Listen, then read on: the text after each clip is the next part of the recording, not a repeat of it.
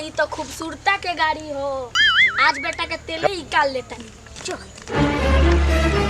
कैसा गाड़ी रख ले खूबसूरता तेलो नहीं के अरे टह लाल के पढ़े कवले जावा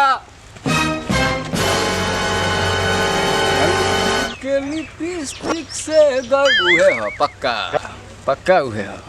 मुझे बेटा के खाली बोलने की क्या बेटा खूबसूरत रह दिल्ली जेबा के सूर है कसले रखे दिला ये सब बैठ कर गाड़ी पर बैठ गया कैसन साला बाप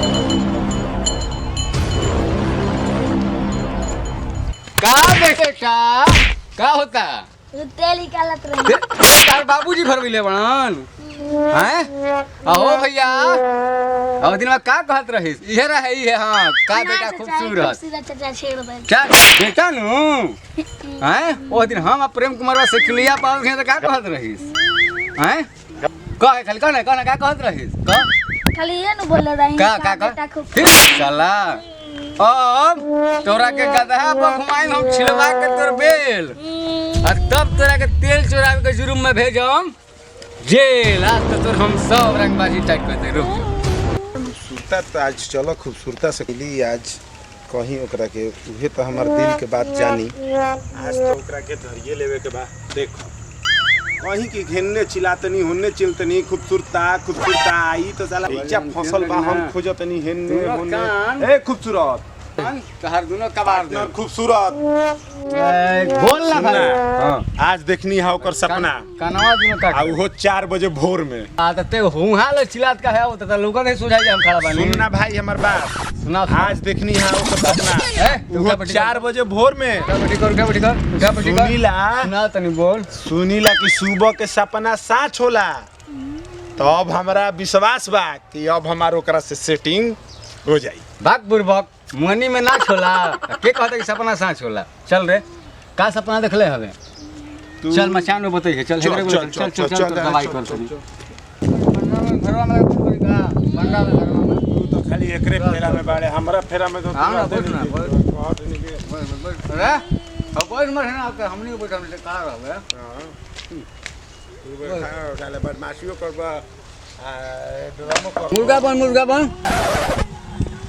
मुर्गा बन छोड़ ना यार लइकन फइकन के फेरा में बाड़े हमारो बढ़िया लइका चल बा बड़की पेट्रोल चलाओ तो हमरा गाड़ी में से पेट्रोल बे कम लइका लोग तारा सब ठीक कर ले बड़े एकरा के मुर्गा ना एकरा के बना के मुर्गा खा ली हां बेटा का सपना देखले हते भाई पूछ मत ना पूछी कोई बना पूछ अरे यार मतलब हाउ पूछे के नहीं कहत जब खुशी में कहाला नो हऊ वाला तू खुशी के बताओ का सपना देखले हवे खरवास उतरते लगन चढ़ल बा अच्छा आ बाजा बत्ती वालन के भाव बढ़ल बा हम अपना दुआर पे बैठल बानी अकेला है तेहू बाड़े पंजरवे का कर देगा का करतनी जा दुआर पे बैठल बानी लिट्टी चोखा के भोज बा आटा में सतुआ भरतनी जा अरे कान धर कब आगे लगल एगो गाड़ी कहाँ दुआर पर और का जा लगी आसमान पर तो लागल एगो बड़का गाड़ी एक दिन से उतरली उनकर मम्मी एक दिन से उतरले उनकर पापा मतलब दाय से उतरले हमार ससुर आ बाय से उतरली हमार सास अरे चला डी पर चढ़े तो ससुरा सास या खेत महल घर बड़ा रे रोज हमार दिन देख के एगो काम कर एकरा के 2000 रुपया बैठी करवाओ 2000 हमार दिन लई है खूबसूरता तो भाग गइल अब ते का करबे तोरा के तो कह के गइल बा भाई हम तो ओकर काम करम 2000 तोरा उठा बैठी करे के पड़ी भाई के ओकरा से हमर काम बा अब बोल चल 2000 उठा बैठी कर चल शुरू हो चल तू उठा बैठी अरे पैसे ही उठा बैठी वाला कैसे होला सीधा हो सीधा उठ सीधा बैठ अब तो गइल खूबसूरता प्रेम कुमार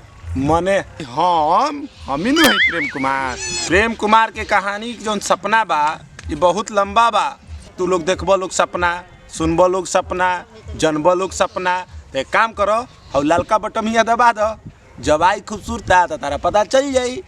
आ तू देख लेबो सुन लेबो जान लेबो